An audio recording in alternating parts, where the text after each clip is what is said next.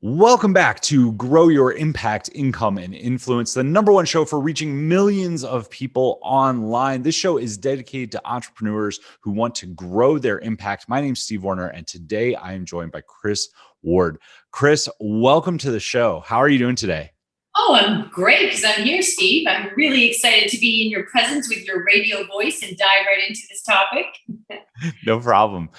So you focus on helping people be 40% in their admin side and 60% in their creative side, which is definitely where entrepreneurs want to be because we're creatives, right? Like we want to be out, we want to be impacting people. But what happens? Everybody ends up getting overloaded, trying to do too many things at once. They get way too much admin stuff. They burn out. You help people fight that. Where did your journey start? Because it all starts at the beginning, right? Like none of us just magically wake up and have a system in place. So where did this start for you? Yeah, if I can back up for 1 second, I just want to be clear. So it's not about being creative, it's about being in creation mode so that you're getting to the next thing, whatever the next thing is for you. And there's always that next mountain you want to climb, that idea you want to get out. Maybe you want to go from individual to group, coaching, whatever. So it's not just about being creative, it's about being creation mode and getting to what is next. So for me, it started, I was in business. Oh gosh, the first 2 years I was in business, I worked insane hours, like nuts. And if you've read my Win the Hour, Win the Day book, there's a story in there where I seriously almost electrocuted myself very dangerously because I was in such a rush. I would call myself a recovering rushaholic. So it wasn't long before I realized that's not working because you go 6 months, a year and a half without sleep, and you start to lose a little bit of your charm. You start to snap at people like, "What do you mean you said you're ready? I could have answered 2 more emails by the time you tied your shoe." So I quickly realized this is not for the long game here. And so to move the story along, I went from working 16 hours a day down to 6. And I did this in a couple of different ways and feverishly examining how do these other entrepreneurs that I had a little bit of professional jealousy with, how do they get ideas to execution? So I put a whole bunch of things in play and it didn't happen overnight, but I'll move the story forward. And I got down to 6 hours a day and I could not believe how much I had been working against myself. It wasn't about less hours. It was about being so much more effective and productive. You know what? And luckily I did that because it was a couple of years after that my husband had been diagnosed with colon cancer. And I had been pulled away from the business for about 2 years.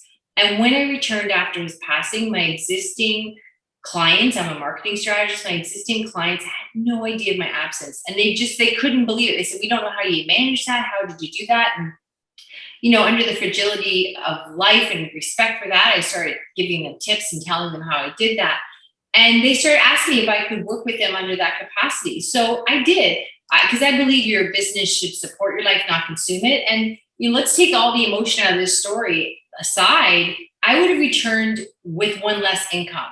And for me to draw up a resume, try to be charming in an interview and learn a new job would not have been a good plan for me. So luckily I had this business that was, still intact. And then I started wanting to say, okay, how can I help other entrepreneurs? Because man, oh man, I really had something that, saved my life, my whole situation. And so from that, I started coaching because they asked, and I wanted to help more people and create a movement. And I wrote my book and it just kind of snowballed from there. Nice. You have to, like, you realized that you had to pull yourself back or you were going to lose your mind. You were snapping at people. I know it's interesting, right? Everybody gets into entrepreneurship because they have this dream, this vision, and they're excited. And then you talk to them 6 months later, and if they're still going, like their hair's falling out in my case, or it's all frazzled. They're like, "Oh my goodness." And I feel like it reaches a breaking point. I know Tim Ferriss, like I was a big fan of the 4-Hour Work Week when I first got started in 2014. And he talks about like very similar, like he was working a gazillion hours a day, but nothing was getting done. And he realized that when he could pull himself back, like the business didn't die. Your business actually thrived. I would love if you could give a few of the key takeaways, because I know entrepreneurs that are kind of in that, right? Like they've been going for 2 years and they went from working 8 hours a day to 10 hours a day to 18 hours a day. And they're like, I can't imagine working, 6 or 8 hours a day. Like, how do you get anything done? Can you share a few, like, Yeah. where do people go wrong, first off? Okay. Oh, don't even get me started. I'm so excited. You'll have to kick me off this show. All right.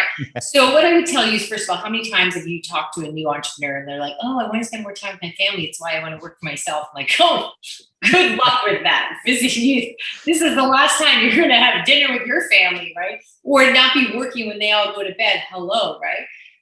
So what I would tell you, the number one thing that entrepreneurs, that you guys are making this so much more difficult than you need to be, is you need a team. What I call a win team, a what is next team. And so many entrepreneurs, I did for years, think, oh, once I climb this mountain, once I get to the top and I make a certain amount of money, do a certain amount of things, then I can afford a team. But here's the thing, you're never going to get to the top of that mountain without a team. Think of, where would we all be if Steve Jobs had been trying to figure that out in the garage by himself, right? But the big thing is understanding that it's really about anything you want to do to move forward. You cannot do it all by yourself. So let me share a quick little story with you, Steve.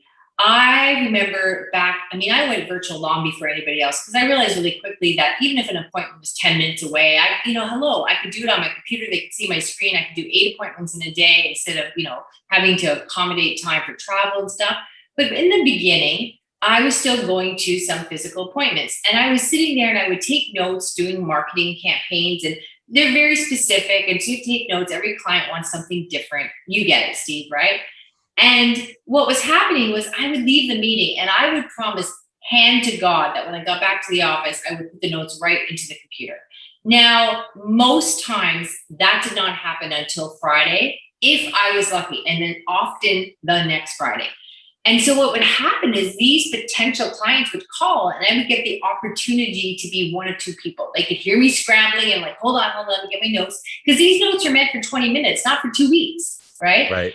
Or it would be like, I could misquote them. It looks like I'm trying to swindle them. It's like, no, I don't have my notes clear because in the meeting I was trying to pay attention and stuff.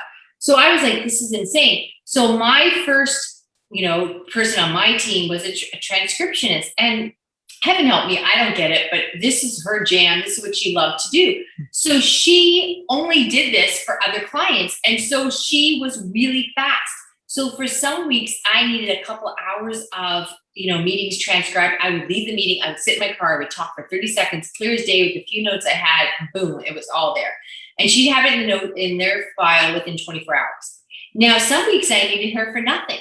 But the weeks I needed her for 3-4 hours of meetings, it cost me like $12. So I got all the Friday afternoon back. And now we don't even need a transcription. There's so much software out there that does this exact job, right? But that's when I was like, oh my gosh, this is the secret. So the number one thing, how I turned it around when I sped that story up, going from 16 hours down to 6, it was creating a win team, a what is next team, so you can get to what is next. You did not start a business to run a business. You started a business to get ideas to execution. That is a brilliant example of, even with the transcription software out there. So I have a VA who does exactly that. She gives me bullet points of all of our meetings, because I meet with anywhere between like 6 to 10 people a day sometimes. And to be polite, they blur together. Like, it's not a personal thing. I just like, you're making the face. You get it. 100%. I do get it. I've seen when people send me a podcast that was on like months ago, and I'm like, because it was a big delay in getting it out. I'm thinking, well, they have a video of me, so I must have been there, right? But when you get ideas to execution and you get it at a really healthy rate, you're getting a lot of ideas to execution. So because you have a system that supports you, you're able to meet with all of those people. And you're right, it does blur together. So, it blurs. So if you have the notes done, the reason that I'm calling this out is I think people listening to this that either have like one generalized VA that they pay for 5 hours a week, or they don't have one at all. They're like, what good would that do? Well, if all your meeting notes are done and you have them, I have a form that they fill out, so I know exactly what to look for each person, so that it's all clearly articulated and I can all find it very quickly. That's super helpful if you're doing a client-facing business. If you're using JVs for anything, I have over 200 joint venture partners. I love all of them to death. and I know their faces and I know their names. Sometimes I get their businesses confused because it's just too much. Having that information is really good. I want to dive into just a little bit more though. I want the nitty gritty. Like, one, how do you hire? Because the horror story that I get, I tell people the same thing. You need to hire somebody. That should be the first thing you do before you pay yourself. Like, hire someone, because it'll double your income. But people say, well, I've interviewed people in the Philippines. They never work out. I've interviewed people in the US and they're $40 an hour. How? Okay. Yeah, where do we start? Well, first of all, I would like to tell you that having a VA is not a win team. That's where people get confused, right?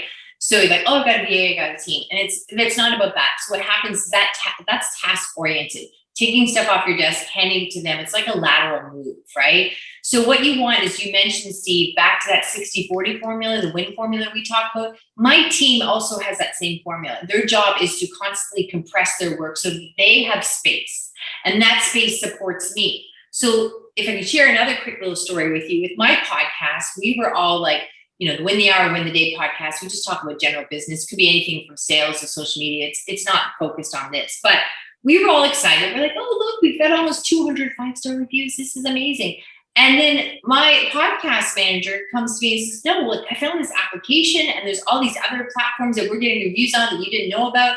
We had over 900 5-star reviews. Now, just so you know, Steve, that I'm a very flawed human being. The first thing I say is, oh, we're so close to 1,000. A second ago, I was so excited about 200. We'll make a banner, we'll put it on Facebook. Now I'm like, oh, we missed the boat, right? But because she had that formula, the way her work is set up. Now, this isn't something I just didn't know about. I brought this into the podcast community, several Facebook groups. I look like a hero, but that's how my team is set up, right? So first of all, let's dispel that just having a VA is not a team. And what I talk about again is that 60-40 win formula, which is very much based on what we call super toolkits. And those super toolkits allow us to do more work in less time constantly. So you can always add new things to it, compress it, be efficient. And because your brain is not meant to remember ideas, it's meant to, create them, right? So we do that. Now, they sound similar to standard operating procedures, but they're not, because SOPs are usually written not by the end user and also meant to cover liability, right? So our super toolkits are done in a very unique way that allow you to grow that 60-40 win formula. Now, to get to your question, Steve, a profound one, I hear that all the time. My clients come to me often. They're like, I've tried the VA thing, that didn't work. So then I start paying more, and then they're paying 20, 30, 40, $50 an hour. And what they tell me, my private coaching clients, and now we've got this masterclass, what they tell me is, oh my gosh, Kris, the person, because part of our process is we will find someone for them, hire them, and help them onboard and train them, right? So we do the recruitment for any one of our clients or for our new masterclass. And so they will say, Kris, I would have paid more than what I was paying right now, because this person is so much better than what I've ever had in the last number of years. But they're getting it at like 1/4 of the price. Like, they just can't believe it. So there is a hiring process that we have a 7-point process. And I'll tell you, I'd love to turn this into a 6-week part series, and we could talk about it all day, but I'll give you the highlights of something I think is important. We call it the PASS, PASS: personality, actions, strengths, and successes. And we always hire personality over skill set. We put them through little mini tests to see what actions they take. Even something simple like when I say to them, hey, we'd love to interview you. We're on a website, whatever the platform is. Please send me email to this. I send them to a different email. I want to see the action they take. I want to see how they respond to me. I want to see how quickly they respond to me. I want to see how they talk to me, right? So that's action. And then, success. You ask somebody what is one of their successes. It's very telling, very telling. You could have you can ask 2 people that, and one will say, oh my gosh, this guy cut me off in traffic. Usually I hang out the window and swear at him, but I didn't today. I'm like, oh, that's great. Good for you. Okay.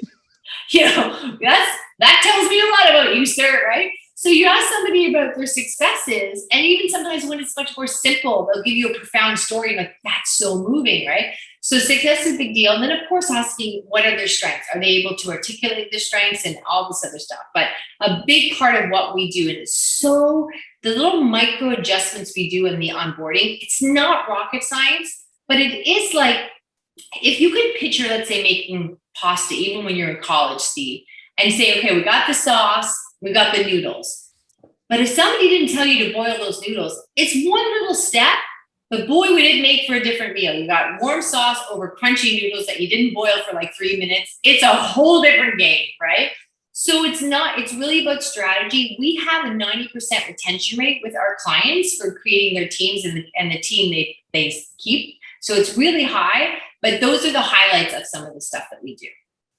Are you enjoying this episode? Do you want to know how you can tell better stories and use story selling in your business? Check the description down below for my free story selling course. This blueprint gives you everything you need to start using story selling in your business. All right, let's jump back to the episode. That's awesome. I mean, I have a team of 3. And they all have very specific jobs and they all do it really well, but it was not the easiest path to get there. I feel like I could have definitely used you 5 years ago. I would love to hear, what is the first hire that you recommend people make? Because I agree with you that a VA, somebody that you can hand some tasks to, is not a team. Who is the first person that you think somebody should hire, and when should they hire?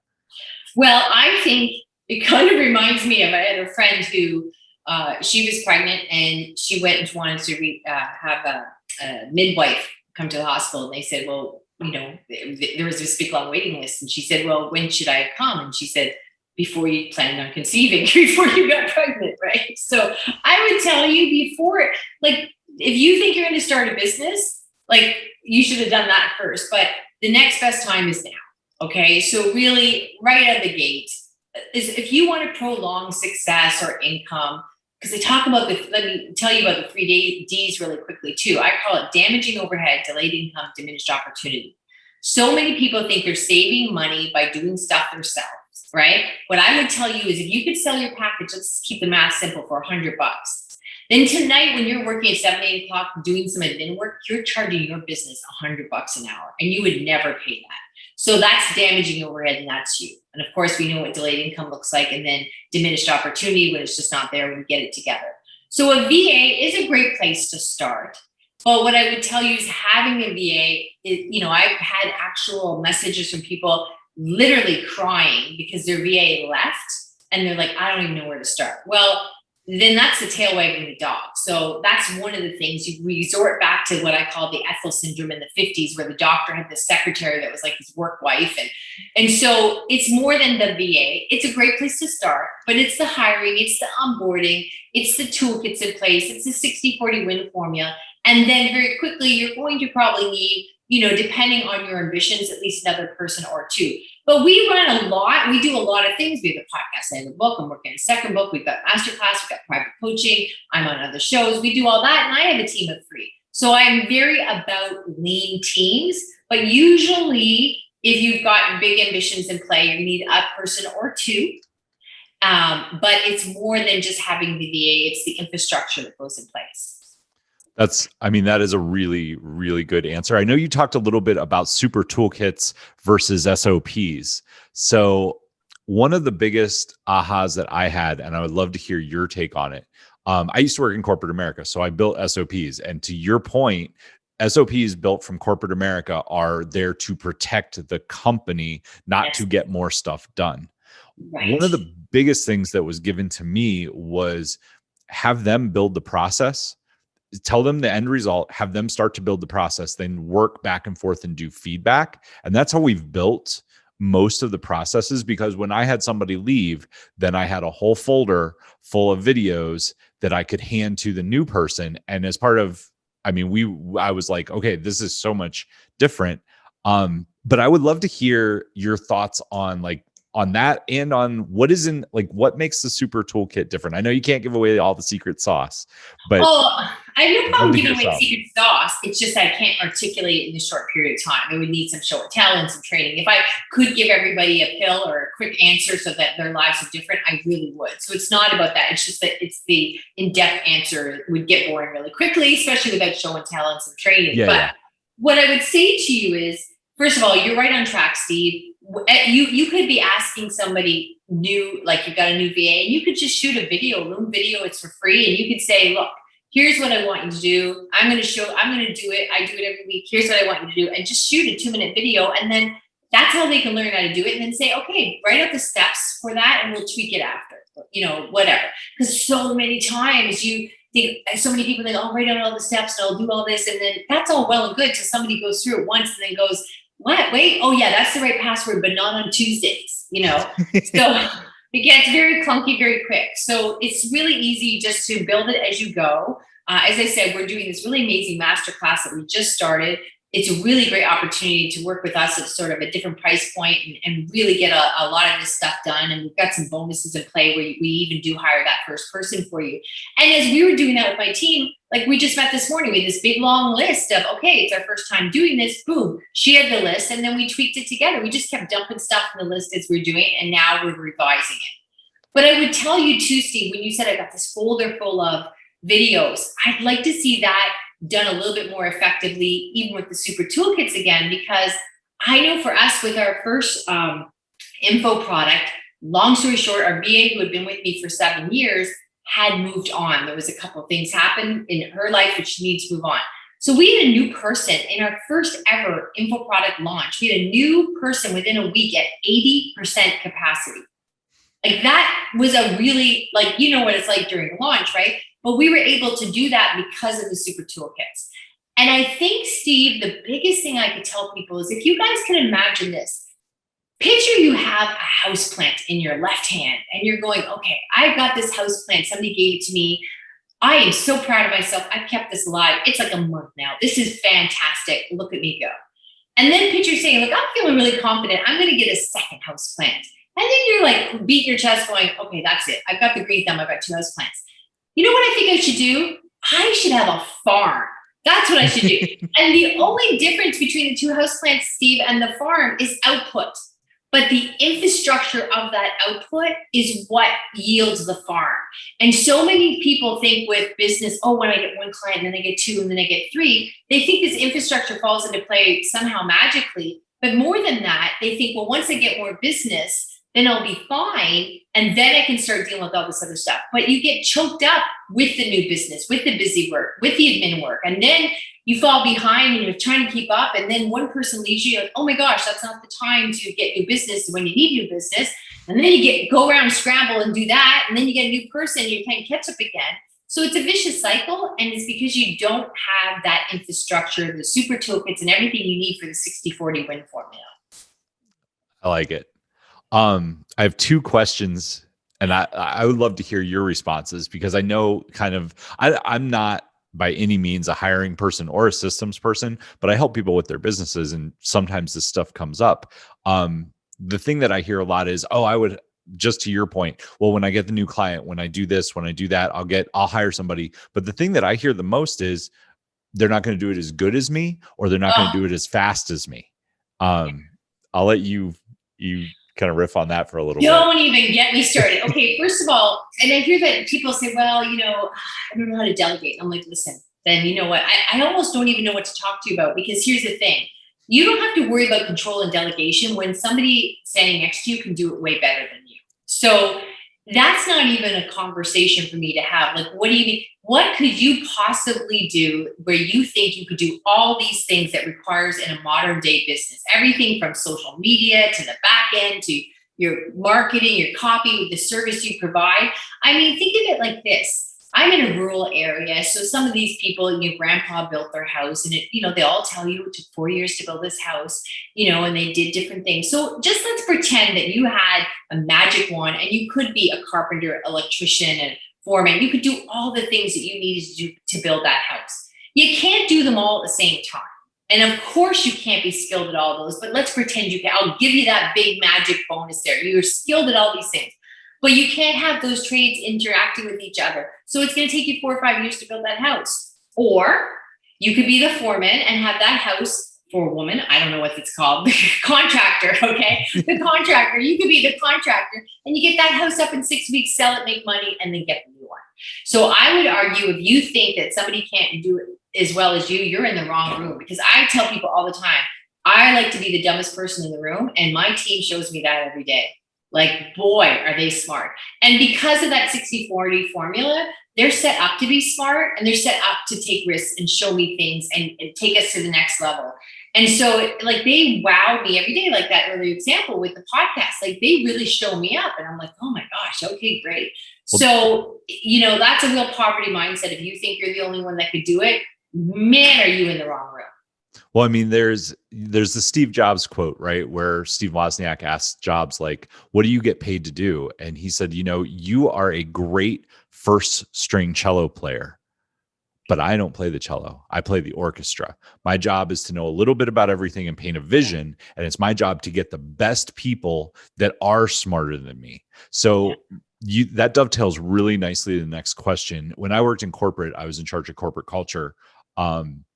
And I feel like that word has become overused, but you just laid out like your team is incentivized to do better than you, to bring you great things. What are 1, 2, 3 tips that you could offer somebody that's hiring somebody that maybe just is going to hire their first person? They're like, how do I build a great culture? Because I've seen so many entrepreneurs, they're in that snappy mindset that we talked about earlier. And they're like, just do the email, just build the funnel, just get it done. And then their person quits on them 2 weeks in. How do you build a great culture? That's such a wonderful question. I love that you asked it because people don't even understand that. They don't understand the word culture because they think you need to have a team of 10 or 20 to have this culture.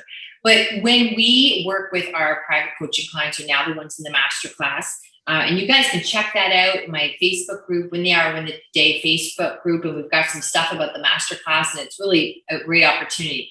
So what we talk about is it's the slightest little nuances, even the first few weeks that you're working with someone.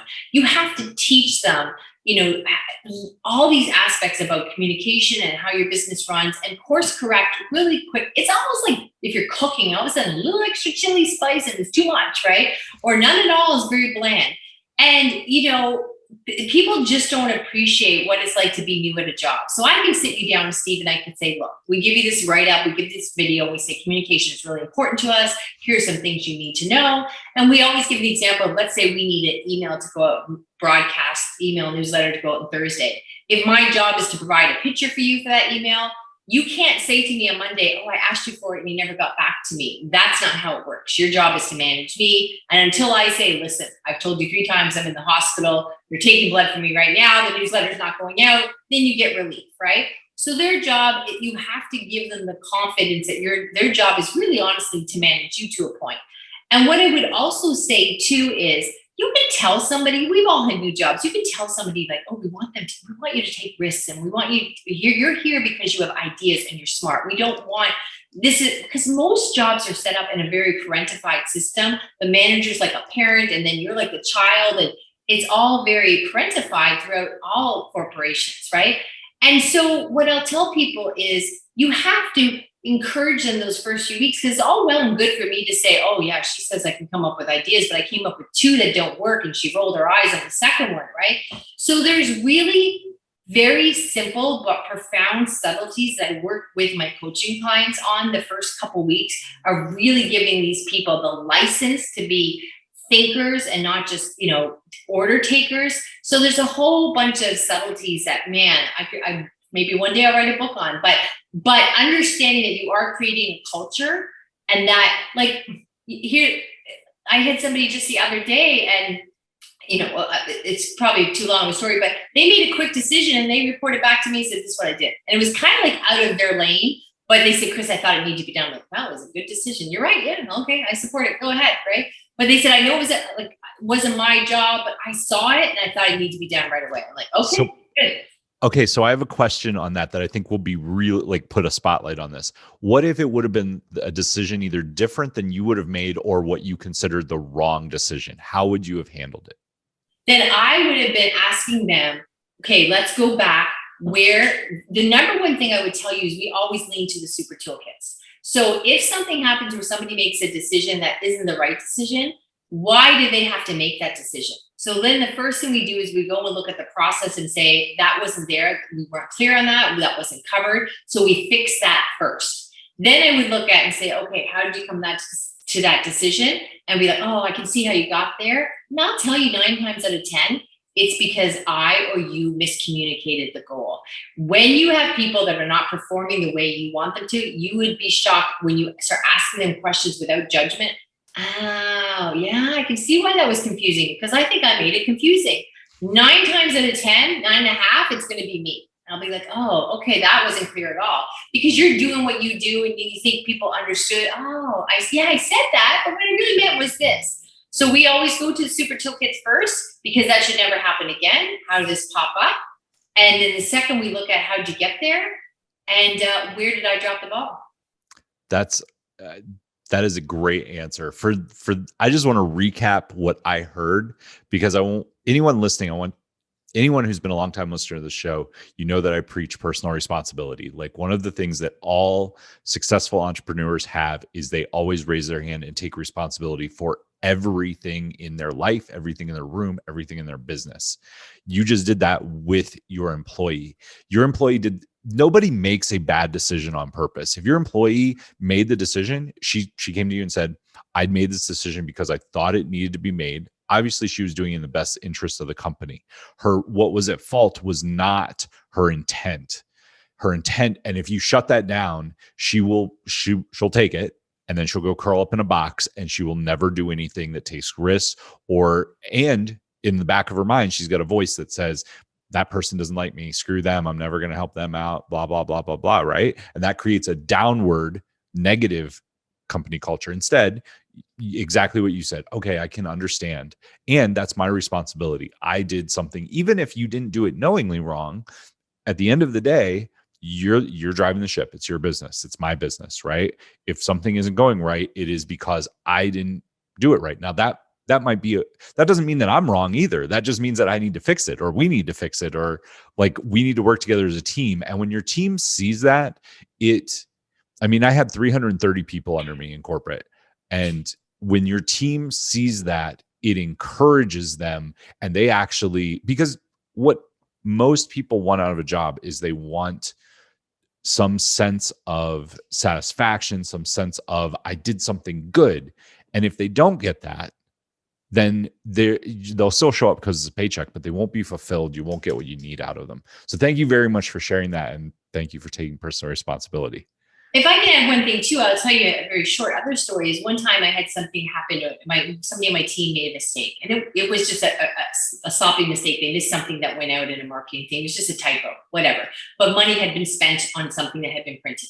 I'm like, okay, no problem. And then she was really upset because I realized what happened is you put something in a graphic and there's no spell check in the graphic. So then we said, okay, things should be written in a document and then move to the graphic, because you just think when you type it in there, whatever, right?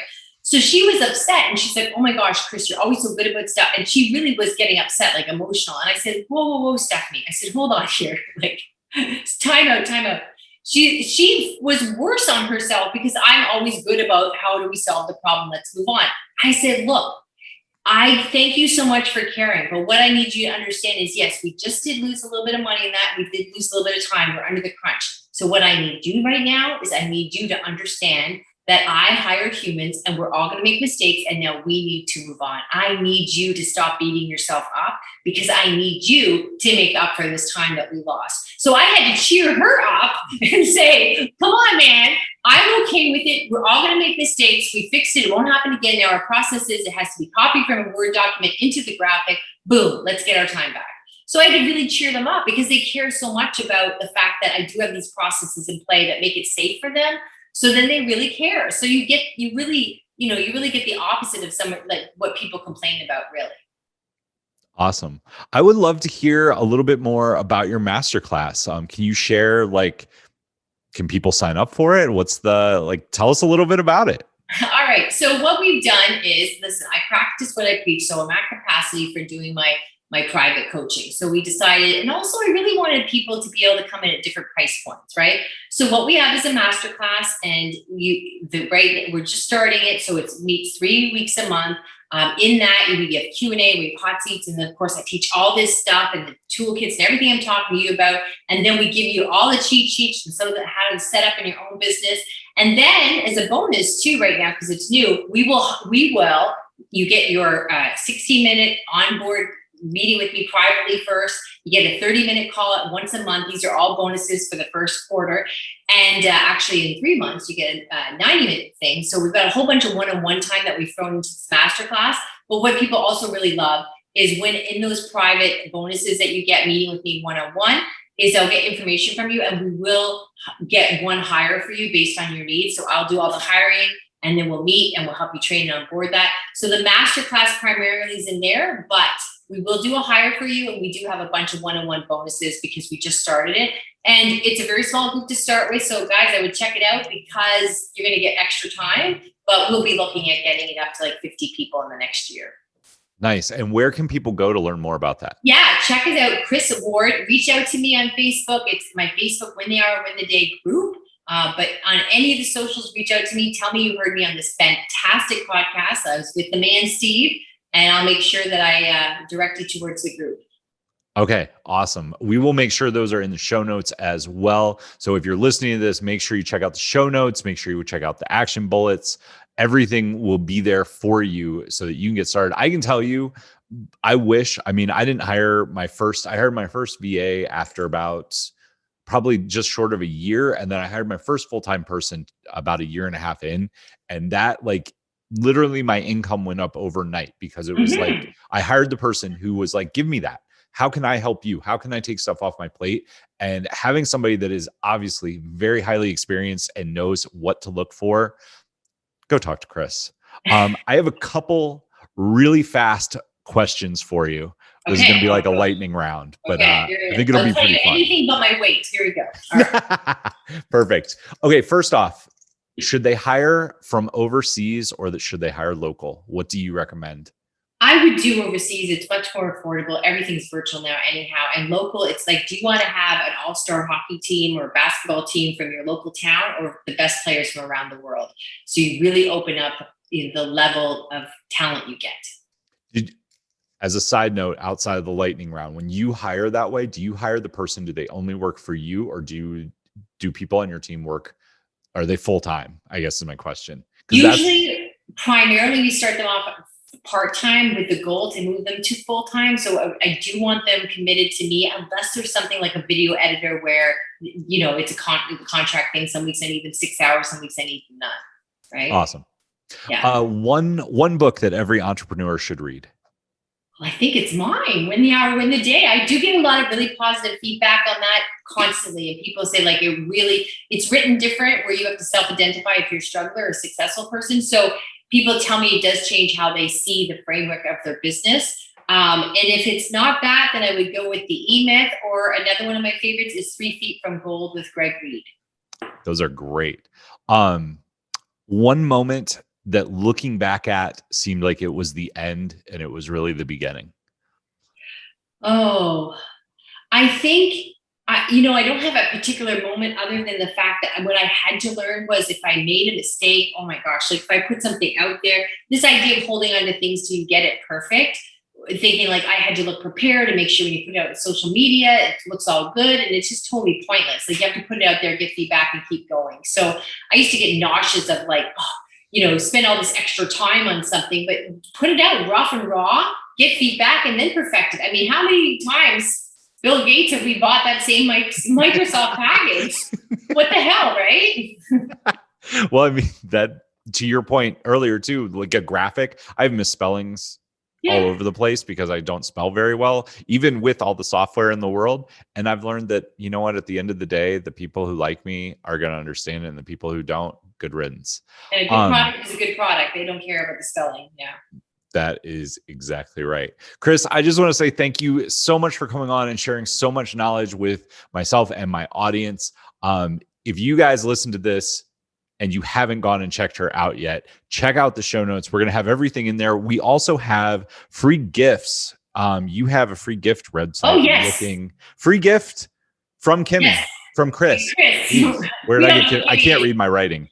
That's okay. Free gift from KrisKRIS.com. And in there, we have the ultimate guide to getting 200 free hours of tech work, because we actually get co-op students. You can get them all through North America and Europe. We've had about 35 now. We've had 4 this year. Each one comes with 200 hours they have to earn for their school credits, and they love it because it means they don't have homework and they get to act like they're grown up and learn more about what they want to be when they grow up. So there's the ultimate guide to getting 200 free hours of high-tech admin work from co-op students. That is awesome. That alone is worth listening to this podcast. Check out the show notes. Make sure you jump into her masterclass like that. Like, honestly, I have employees and it still sounds good to me because I'm sure I could learn something. Yeah, we do often deal with people who have employees as well, and it just ups their game. It's like being a regional track star and going to the Olympics. Nice. I would love to go to the Olympics. Kris, thanks for joining us. And to everybody else out there, until next time, take action, change lives, and make money. We will see you soon. All right.